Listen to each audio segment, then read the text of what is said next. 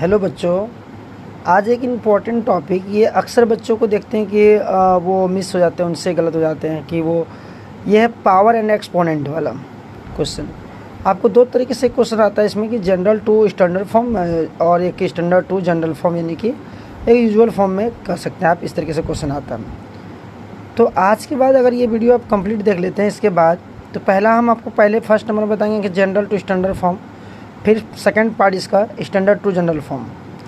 और सबसे पहले तो ये बताने से पहले हम आपको एक चीज़ और यहाँ पे डिस्कस करेंगे, जो आप इस साइड देख पा रहे हैं कि यहाँ पे ये कुछ स्टैंडर्ड फॉर्म में जो जाएगा, तो कुछ मिला के हम कह सकते हैं कि स्टैंडर्ड फॉर्म में कुछ इस प्रकार से होता है k इंटू 10 पे पावर n।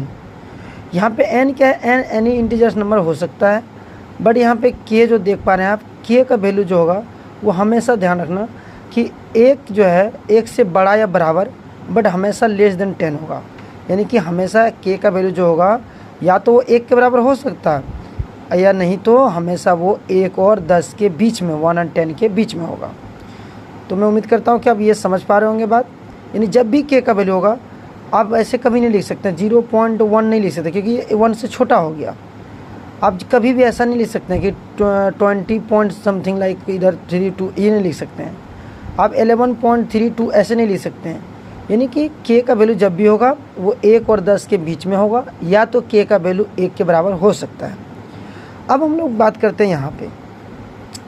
अगर यहाँ पे मैं बात करूँ, सबसे पहले मैं एक बात आपको बताना चाहता हूँ कि जो कॉन्सेप्ट, बस एक कॉन्सेप्ट आप याद रखेंगे। इसमें कोई भी, हम हर एक टाइप का क्वेश्चन लिख लिए हैं लगभग। देखो आप यहाँ पे 6 टाइप का लगभग देख पा रहे हैं।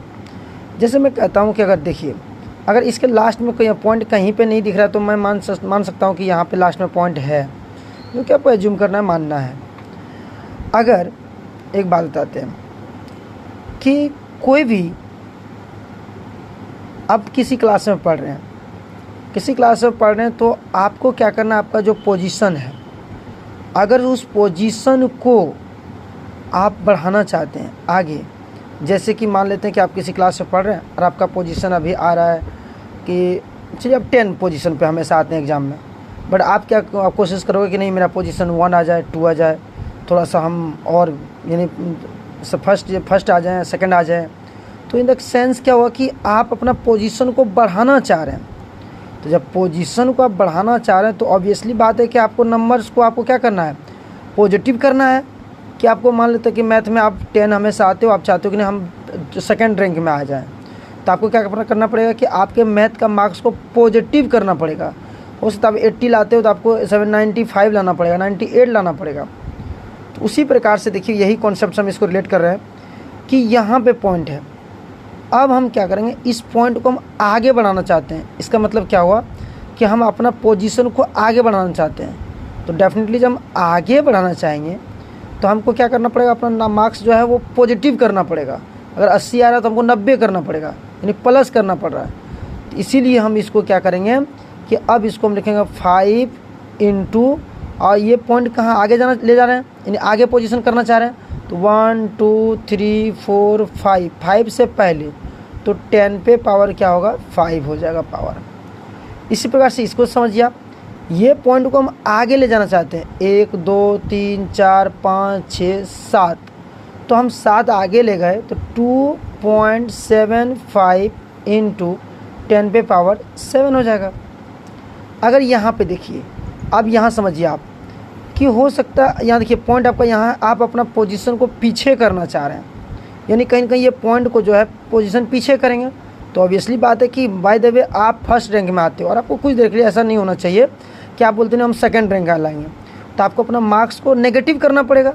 तो नेगेटिव करने के लिए देखिए, तो इसी प्रकार से ये पॉइंट को हम एक डिजिट पीछे किए, तो 3.24, अब मल्टीप्लाई 10 पे पावर एक डिजिट पीछे किए तो -1। यहाँ पे या देखो इसके पीछे करेंगे तो 1 2 3 4 5 6 डिजिट पीछे करेंगे, तो यहाँ हो जाएगा 2 मल्टीप्लाई 10 पे पावर -6 हो जाएगा।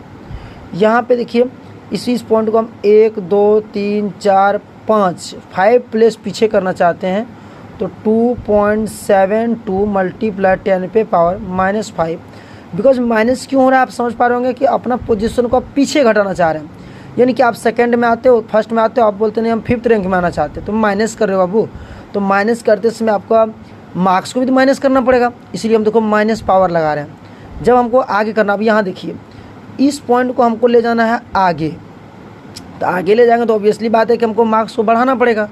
अब बढ़ाने के लिए हम कैसे लिख सकते हैं, 3.24 2 डिजिट आगे किए, देखिए 2 डिजिट आगे किए तो यहाँ पे 3, उसके बाद जो नंबर है 2582, अब मल्टीप्लाई यहाँ पे हम आगे किए तो आगे हम अपना पोजीशन बढ़ाएंगे तो मार्क्स हम अपना जो भी सब्जेक्ट है उसमें ज़्यादा बढ़ाएंगे, तो यानी कि यहाँ पे हो जाएगा 2, यानी 2 हो जाएगा।